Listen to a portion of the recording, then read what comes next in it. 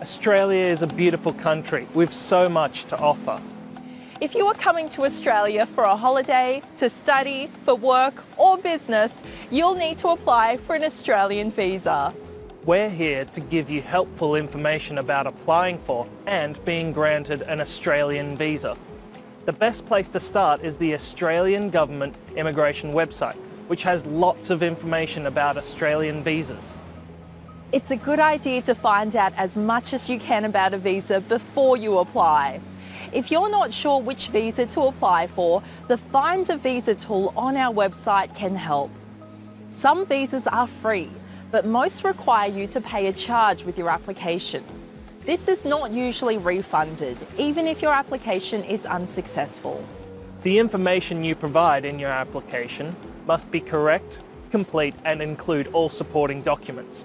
If it doesn't, your application could be delayed or refused, costing you time and money.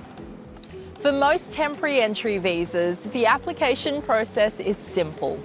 You can create an IMI account and save time by applying for your visa application online. By using IMI account, you can submit, pay for and manage all online visa applications in one place. If you need help lodging a visa application, or if your circumstances are complex, you may want to use a migration agent or a lawyer who is registered as a migration agent to help you. In Australia, anyone who provides migration advice for a fee or reward must be registered with the Office of the Migration Agents Registration Authority. The authority's website has more information and a list of registered agents. Remember, it is your application and your information, even if someone else is helping you.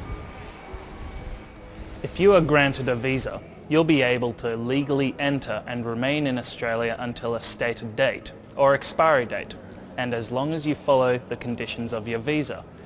For example, you may not be allowed to work or can only work for a limited number of hours per week. A visa may only allow you to leave and re-enter Australia a certain number of times, or it may only allow you to enter Australia once. It is very important you understand what a visa will allow you to do. Simply having a visa to enter Australia does not automatically mean you can work or study. And make sure you apply for the visa that matches what you want to do while you are in Australia. The department conducts checks and there can be very serious consequences if you are found to have deliberately breached a visa condition. This includes having your visa cancelled or being banned from returning to Australia for up to 3 years. If you are granted a visa, it will be your responsibility to know your visa's conditions and expiry date. This information is clearly provided in visa grant letters or notifications. And did you know the department also stores information about granted visas electronically? You can check your visa details at any time online using a free service known as Vivo, or Visa Entitlement Verification Online.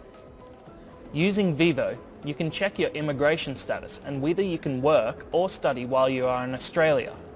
Also, with your permission, Australian employers or other organisations can check your visa details on Vivo. Remember, you will need to depart Australia by your visa's expiry date, unless you make other arrangements with the Immigration Department beforehand. If something happens which affects your immigration status while you're in Australia, you need to speak with an immigration officer as soon as you can. This might be if you need to stay longer than your visa allows you, or if you want to apply for a different visa. If you realise your visa has expired, you need to contact the department immediately. There are immigration officers in each state and territory who can help answer your questions and explain your immigration options. For more information, visit the department's website at imi.gov.au. Enjoy your travels in Australia.